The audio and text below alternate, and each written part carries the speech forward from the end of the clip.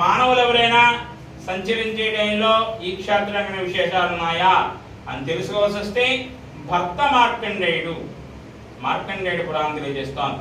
ఆయనకి 16 సంవత్సరాలు ఆయుష్ తీరిపోయి వరం ఇచ్చాడు ఈశ్వరుడు. ఆయన 13వ ఏటనే భారతదేశంలో ఉన్న క్షేత్రాలను దర్శనం చేసుకుంటూ ఈ స్వామిని కూడా దర్శనం చేసుకోవడానికి వచ్చాడు. అంటే 4వ శతాబ్దం అనగా కలియుగం ప్రారంభమైన తర్వాత 400 సంవత్సరాలకి మార్కండేయుడు మొట్టమొదటిగా మానవుడి క్షేత్రం దర్శనం వచ్చాడు. ఆయన ఈ క్షేత్రంలో స్నానం చేసి స్వామివారిని వచ్చేటప్పటికి ఈ దేవాలయం చుట్టూరా ఋషులు, మునులు, యోగులు నదీ స్నానం చేసి స్వామివారిని పూజ చేసుకుంటున్నారు.